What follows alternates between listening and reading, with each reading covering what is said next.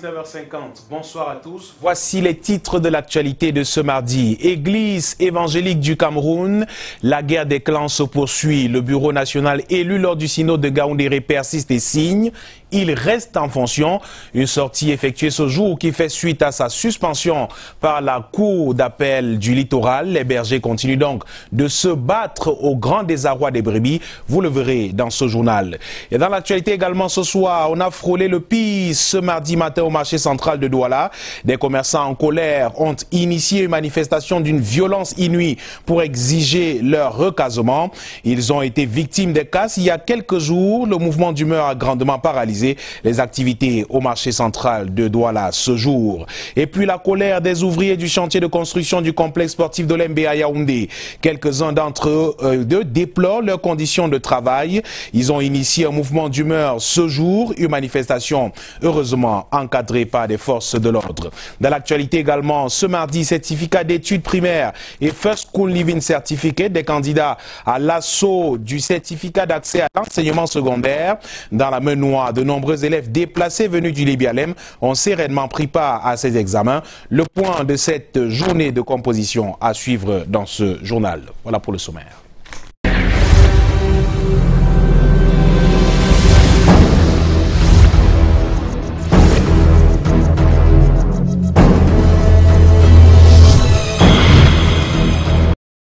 Bienvenue au 19h50. Vous vous souvenez certainement de ce scandale écologique qui s'est produit au quartier Bépanda dans l'arrondissement de Douala 5e à Douala. Et justement, il y a quelques jours, un produit toxique déversé dans la nature qui a causé d'énormes soucis sanitaires sur des populations. 5 jours après, nos reporters sont retournés sur les lieux pour constater les changements intervenus à cet endroit. Le site est désormais certes scellé, mais les populations gardent encore le souvenir sinistre de cette journée qui a laissé des séquelles sur la nature. Monique Naosi-Fosso et Henri Tinda nous proposent ce reportage. Stop danger. C'est cette mention péremptoire qui s'adresse à toute personne qui se dirige dans cet entrepôt de substances toxiques. C'est au lieu d'Ibao, à Douala 5e. Et pour renforcer l'alerte, un cordon de sécurité de la communauté urbaine est dressé tout autour. Et les sabots sur les roues de ce camion transportant le dit produit. Il y a moins d'une semaine, les populations riveraines ont souffert d'intoxication respiratoire. Une odeur asphyxiante a contraint certaines à l'hospitalisation.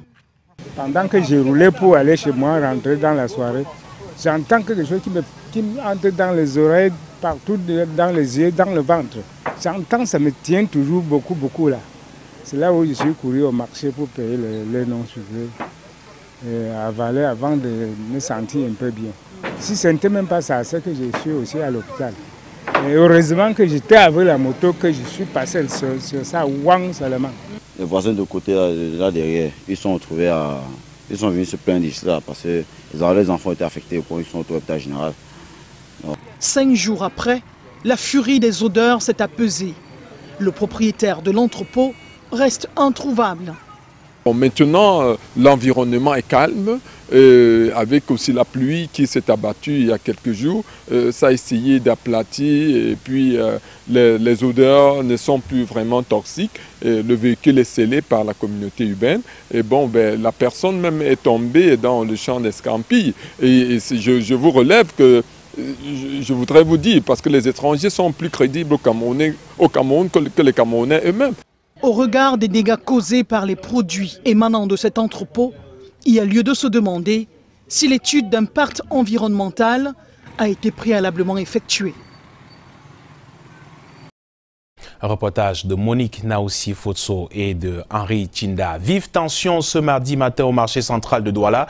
Des commerçants victimes de déguerpissement aux alentours de cet espace marchand la nuit du 2 au 3 juin dernier ont protesté de façon violente ce matin.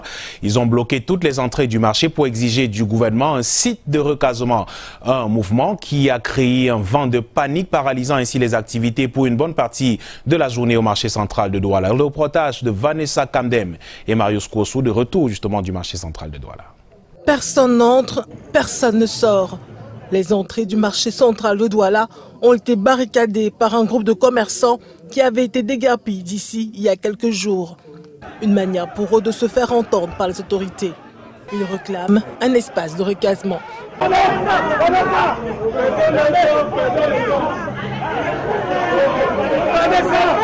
La situation très tendue engendre des affrontements verbaux et même physiques entre les commerçants dits en règle et les protestataires.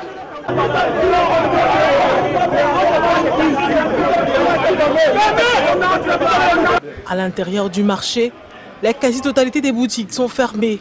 Leurs propriétaires craignent pour leur sécurité. Certains disent avoir été menacés par les individus armés de couteaux. Nous, on attend seulement qu'on déclenche la situation pour que nous ouvre les boutiques. Nous, on n'a rien à dire en dehors de ça. Bon, le gouvernement est prêt. Bon, on attend la décision du gouvernement. Surtout le président du marché et le délégué de la communauté urbaine pour décanter la situation pour que nous on ouvre les boutiques. Une journée sur une grande perte, on va faire comment? Une journée sur une grande perte pour nous, mais on va faire comment? C'est l'arrivée d'un véhicule de la police qui a réussi à calmer les ardeurs.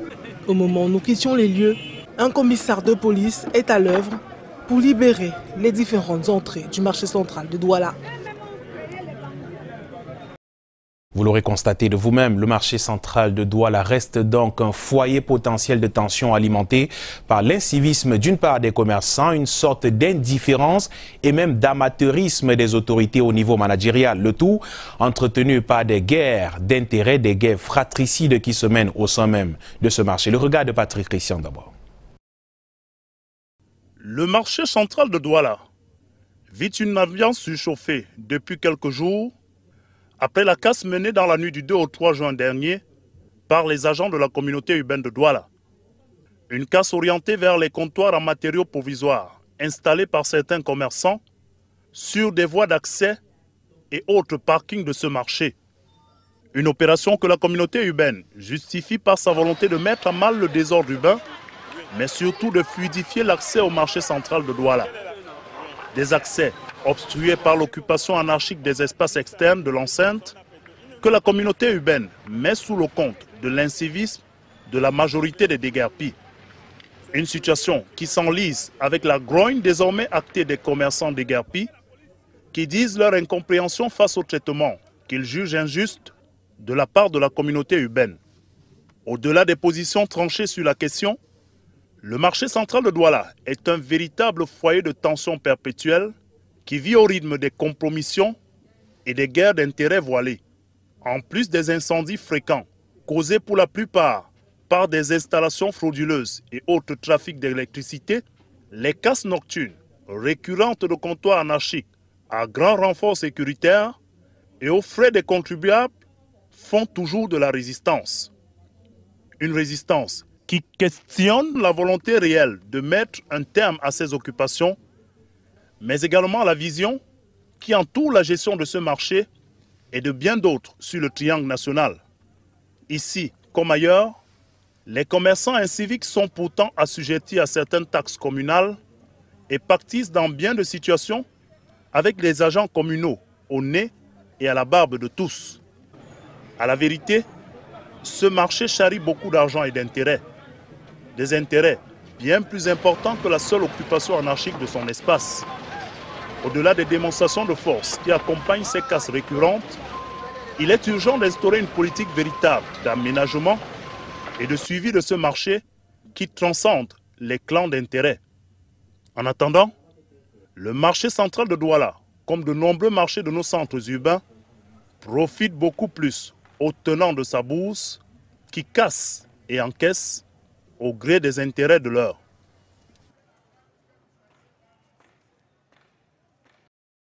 Nous vous le disions en titre, crise à l'église évangélique du Cameroun. Le bureau national en place s'exprime enfin. Suspendu il y a quelques jours par une décision du tribunal de Douala, de la cour d'appel bien sûr. Le bureau dit rester en place et continue de fonctionner. Face à la presse, ce jour, le secrétaire général de l'EEC et les autres pasteurs réitèrent que les élections tenues au cours du synode général de Gaoundéré se sont tenues dans la transparence totale. Un scrutin libre et transparent qui a d'ailleurs reçu l'approbation du camp d'en face qui se rebelle malheureusement aujourd'hui. Le bureau national de l'EEC regrette que les batailles soient portées sur le terrain, les batailles tribales bien sûr, soient portées au sein de l'église évangélique du Cameroun. Voyons tout ceci avec Lil Piedjou et Guy Fotso. L'église évangélique du Cameroun n'est jamais allée en justice.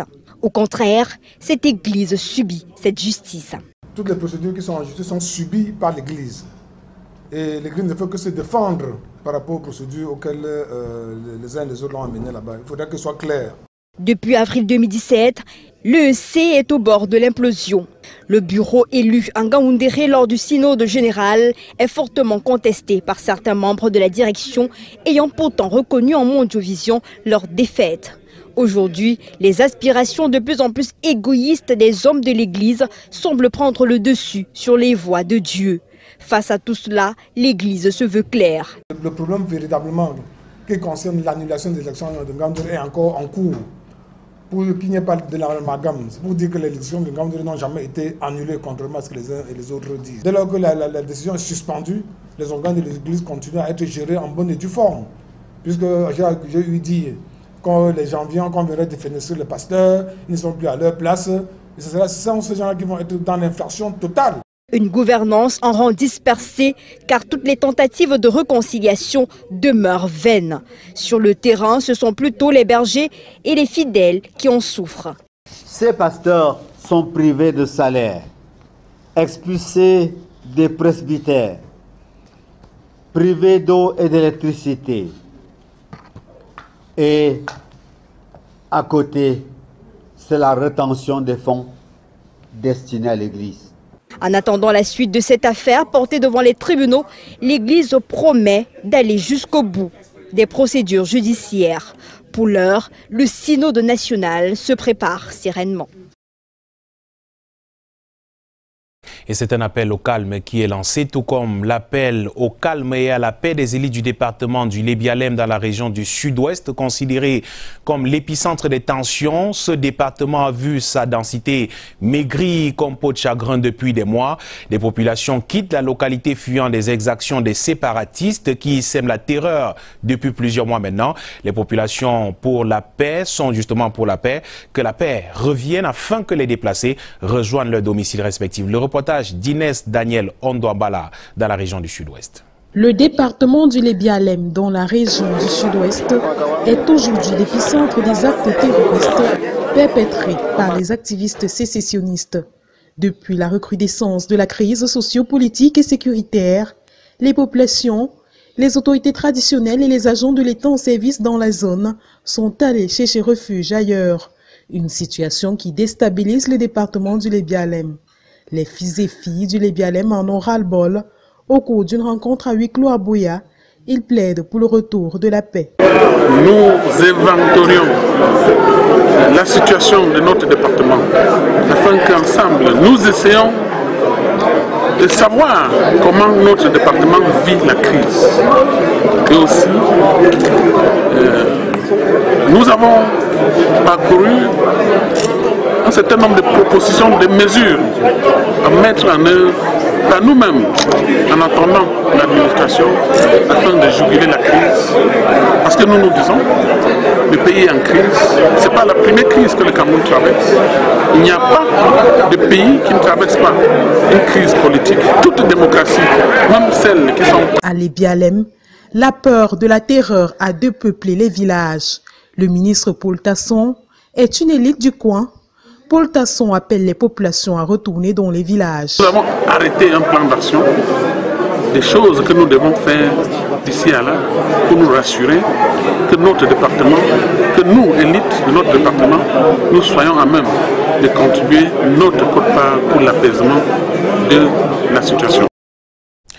Examen du certificat d'études primaires et du First School Living Certificate. Ils sont des milliers d'enfants déplacés venus du département du Lébialem justement, dont vous venez de voir les images dans ce reportage dans la région du sud-ouest. Et ils sont nombreux à composer dans le département de la Ménois, cette fois dans la région de l'ouest Cameroun. La ville de Bafoussam aussi accueille un nombre important de déplacés venus du nord-ouest du pays. La journée d'examen a été plutôt calme dans la région de l'ouest. Walter Bertrand et Dimitri Kuaté-Fokwa ont fait le tour de quelques centres d'examen de cette partie de l'ouest limitrophe avec le sud-ouest du pays. Voilà, voici le reportage.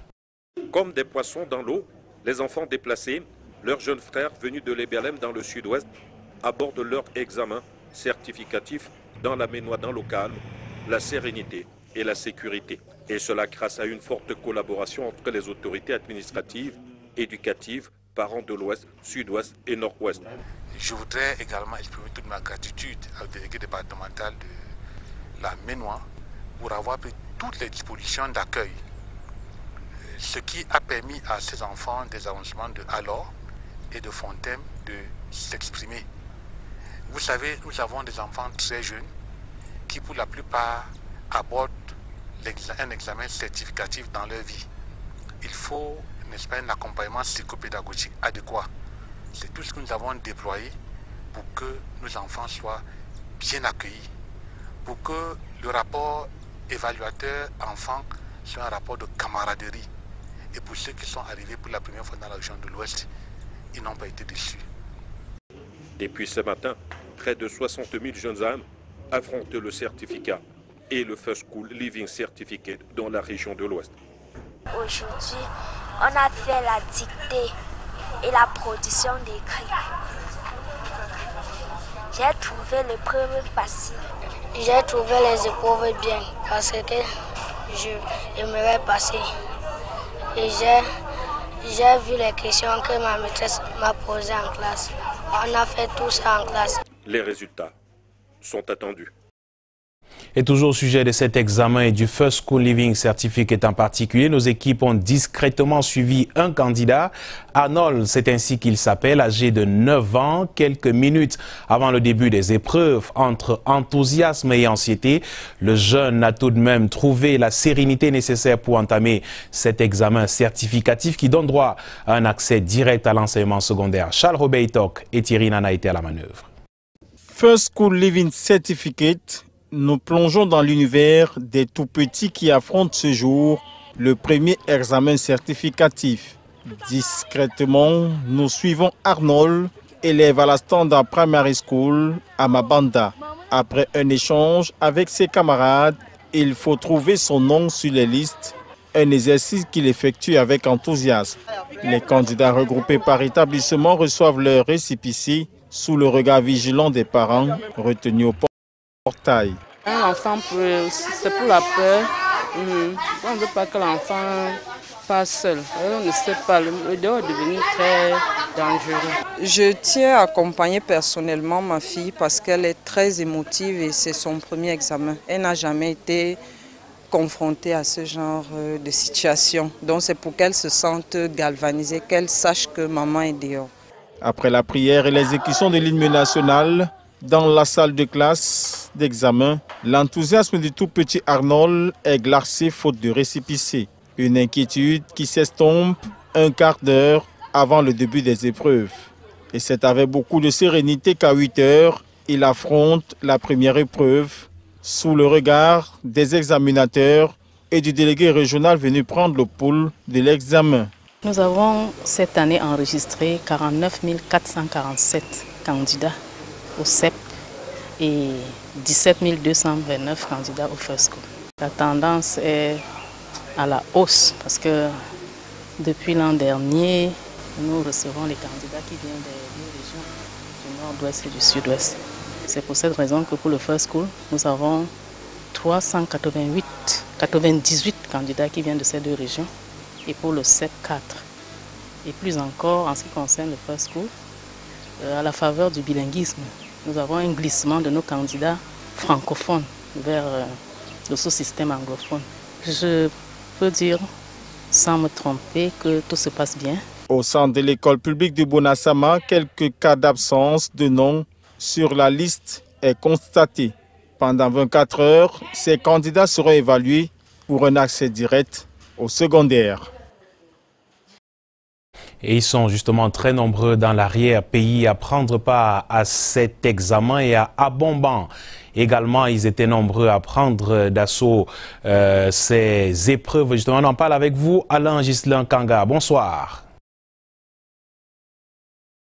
Bonsoir Michael, bonsoir à tous. Effectivement, plus qu'une étape à franchir pour voir s'ouvrir les portes du secondaire. Les candidats au certificat d'études primaires sont face à leur destin depuis ce matin sur l'ensemble du territoire. Et au sous-centre d'Abomban B, dans le Oignon, région du centre, 133 candidats ont répondu présents à l'appel.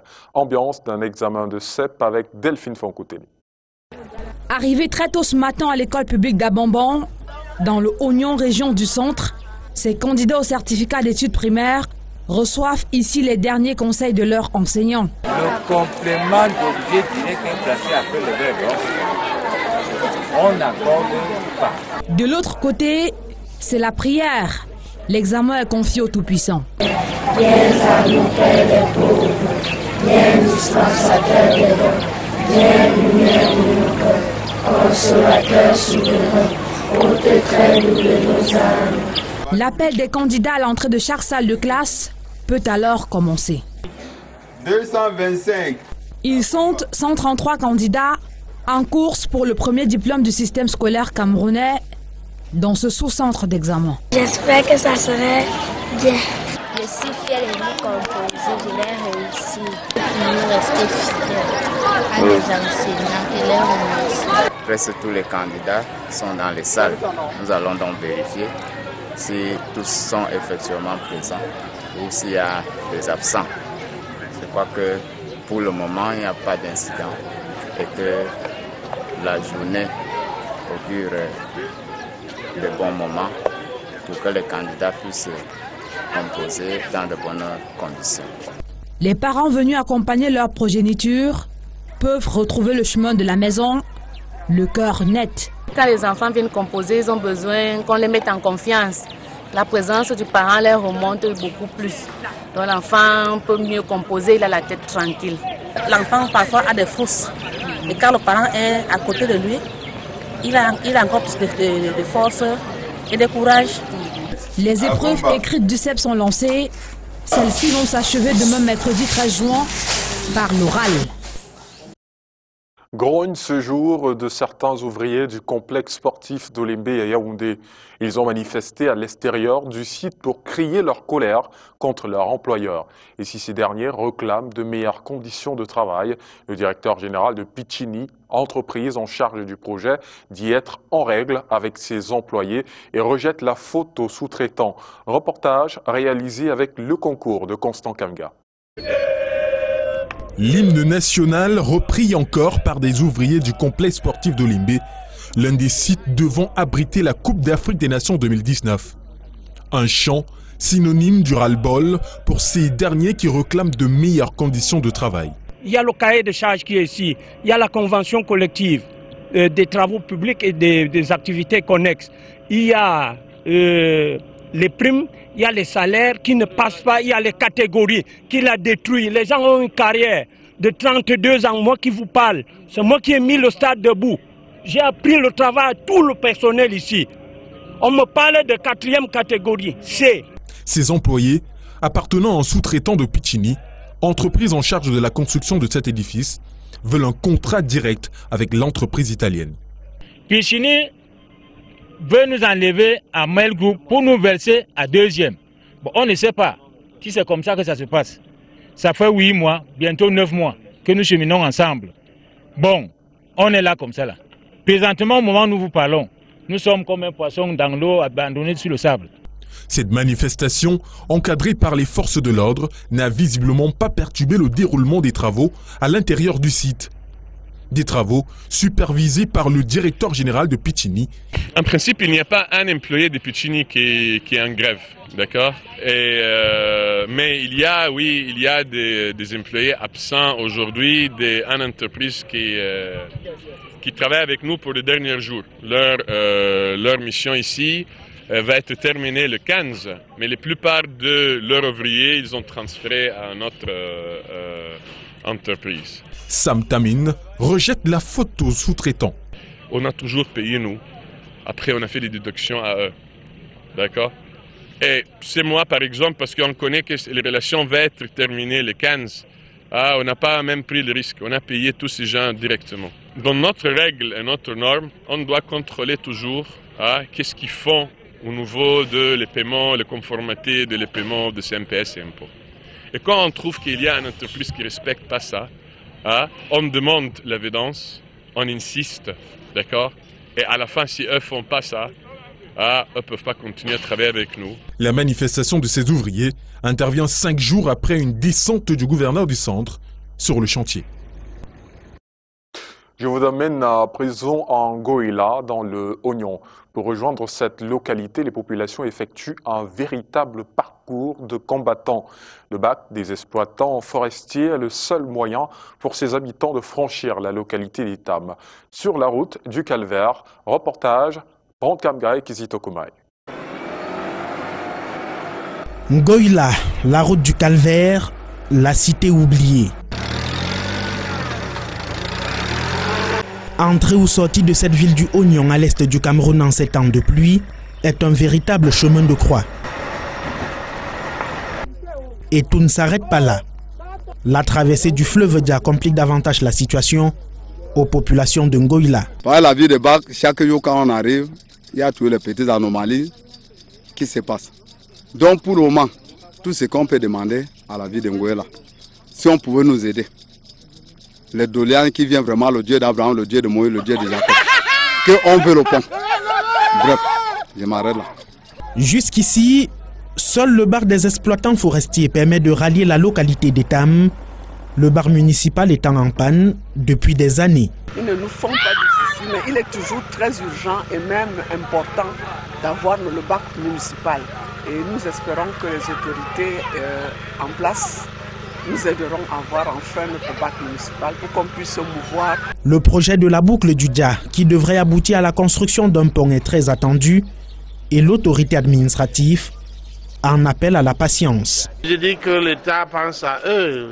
Eux-mêmes ils voient, la mairie travaille, l'État également travaille. Pour le développement, il faut faire confiance à son État, à son gouvernement.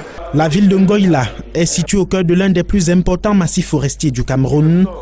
Elle attend dans son pont et ses routes pour mieux écrire son histoire. Créé en 2016, le Conseil national de la consommation est à son 2e président sans avoir aucun fait d'armes.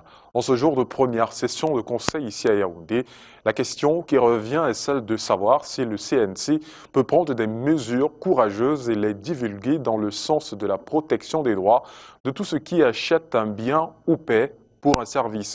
Reportage, Rodrigue Tonguet, Michel Foucault. Une première pour les initiatives de défense des droits des consommateurs.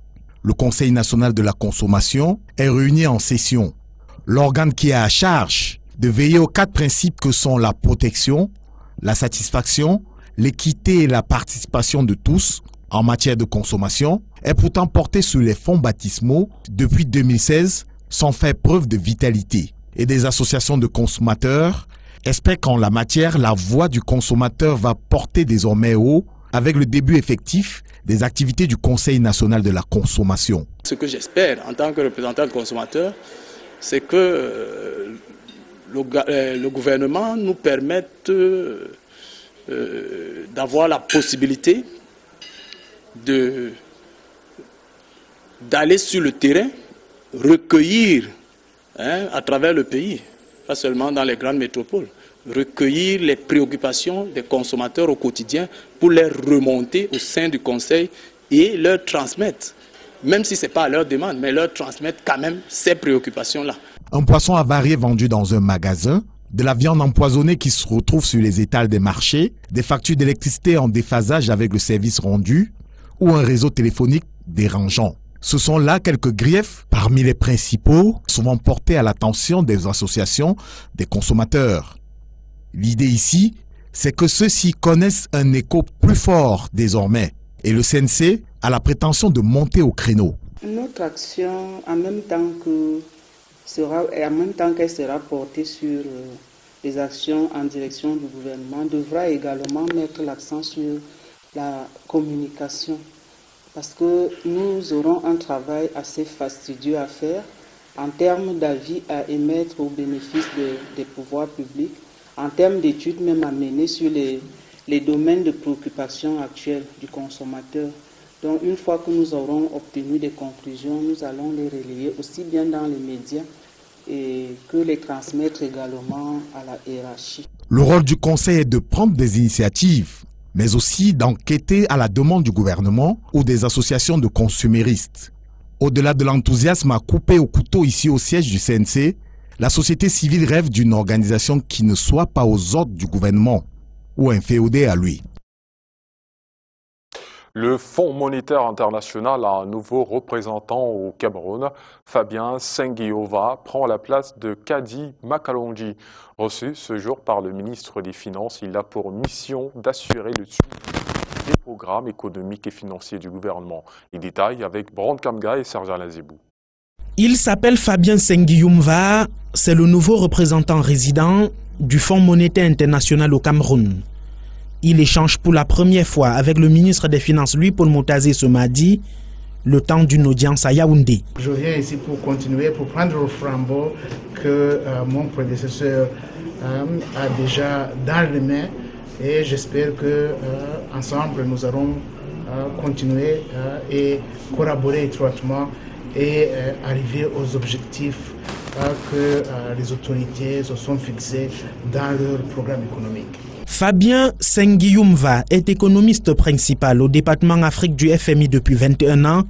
Sa mission est d'assurer le suivi du programme économique et financier du gouvernement sous la facilité élargie de crédit. Il remplace à ce poste Kadi Makalonji et avec lui, le Cameroun poursuivra l'accélération de sa croissance qui sera portée autour de 4% avec les grands projets structurants. Parlons à présent du sous-préfet de Ngaran qui œuvre pour le développement de sa localité. C'est avec vous, Michael Tipkio. Bonsoir. Bonsoir Alain Gislain Kanga, effectivement le sous-préfet de l'arrondissement de Ngaran, qui est une curiosité dans la préfectorale, Henri Nicolas Oono Mbanga, réhabilite et rénove école, centre de santé et chefferie de son unité administrative. À la question de savoir d'où il tient ses financements, le chef de terre diffère ses réalisations avec la contribution de ses populations. À l'occasion de la célébration de son premier anniversaire de commandement le 9 juin dernier, le sous-préfet a fait le bilan de ces 12 mois à la tête de l'arrondissement. Une évaluation suivie par notre correspondant sur place, Eric Ngele. Ici, l'école publique de Ngangha, en début de cette année scolaire. La voici de nos jours.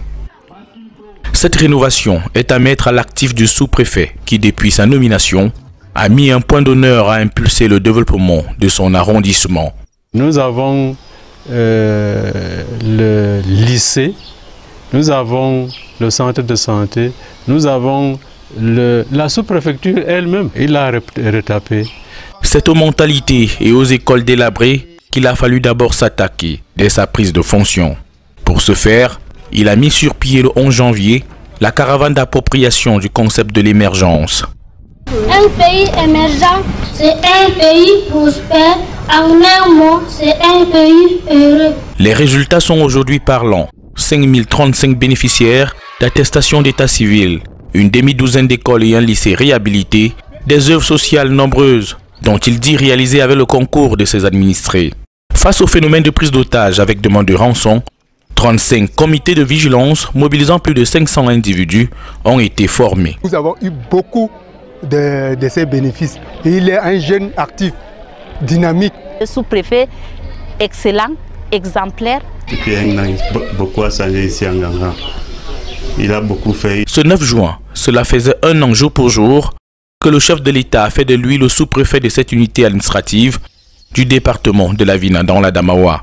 Un moment marqué par la réception des travaux de reprofilage de l'axe Marsakbat-Ngangha et une nouvelle tribune à la place des fêtes. Le président dit de tourner le dos à l'attentisme. Elles-mêmes, elles ont le destin du développement de la localité entre leurs mains. Population, chef traditionnel, élite, la mairie, tout le monde a mis du sien pour que le sous-préfet réussisse sa mission. Un an aujourd'hui. En Ngangha, l'émergence se réalise dans le vivre ensemble, la paix et la cohésion sociale. Rendons-nous à Dibombari à présent pour parler justement de l'inauguration de cette salle justement qui servira à la commune de Dibombari dans les prochains jours. C'est donc une inauguration qui a eu lieu cet après-midi de la commune de Dibombari qui est fière de son nouvel hôtel de ville, justement, à la commune située à 18 km de la ville de Douala, qui est désormais doté d'un nouvel hôtel de ville et d'une maison de la culture. Les bâtiments futuristes construits en R+1 sur près de 1500 m² pour un coût global de plus de 325 millions de francs CFA ont été inaugurés ce jour par le ministre de la Décentralisation et du Développement local, Georges Elanga Obama, actuellement en tournée dans certaines collectivités locales de la région du littoral. Les bâtiments futuristes présentés par le maire de la commune de Dibombari, Frédéric Guimet et Colon, ont été financés à 60% par le FECOM et 40% de fonds de la mairie, justement.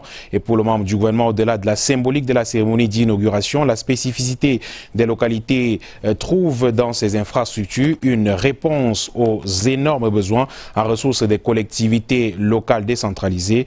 Nous reviendrons justement sur cet élément dans nos prochaines éditions d'information. Voilà donc qui fait l'actualité ce soir au Cameroun. Merci d'avoir suivi. Le prochain rendez-vous, c'est demain, 19h50.